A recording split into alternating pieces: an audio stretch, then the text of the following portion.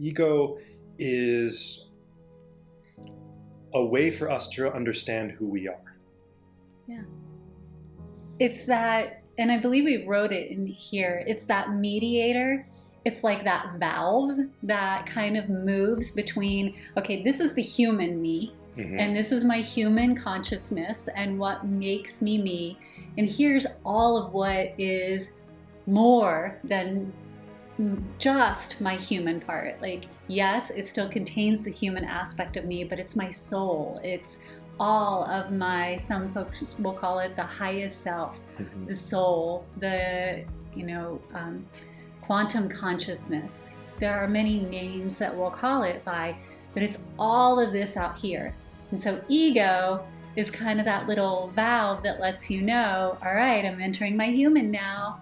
And so it helps us understand who we are individually as a human outside of you, Austin, me, Amber. My ego lets me know that I'm Amber and you're Austin, but it also lets me know that I am this aspect of Amber and not my highest consciousness.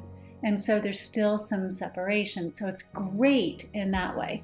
Right. So it's like this great mediator that sometimes forgets that it's the mediator and wants to take over and start defining everything for us. It believes that it's the soul, that it's the higher consciousness, that it's the quantum consciousness.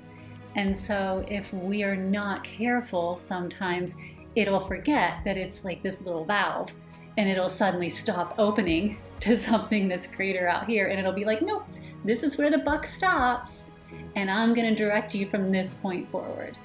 And so that we kind of tap ourselves out or cut ourselves off at that level if we don't return through practices like this or something similar to getting back in contact with the fact that, no, my ego isn't as high as I go.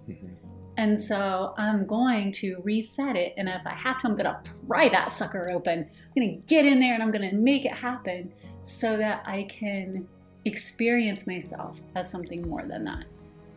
It's beautifully said. And just for those who are listening, we do have a video version, which we will kind of be diving into some of these pages here as we discuss and as needed. But we will absolutely do our best to kind of describe the pages so that way if you are listening and not watching, you can at least follow along, especially if you've downloaded this month's Ego Journal.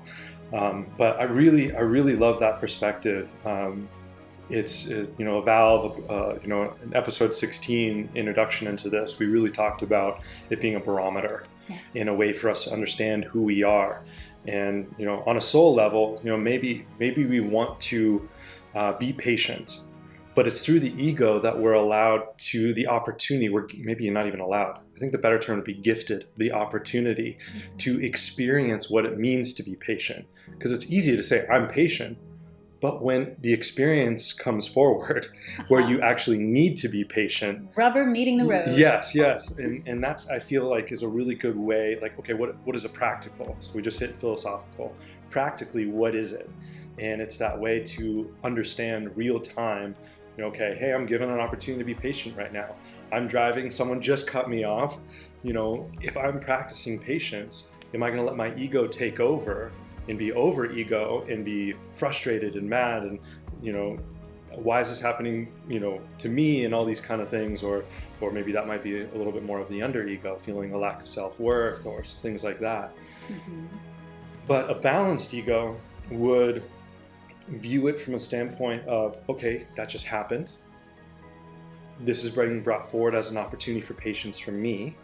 So I'm going to focus on patience. Maybe I'm going to introduce a breath technique to help me calm down and really connect. And so that would be a beautiful approach when understanding ego and practicing ways to create balance so we don't get off center.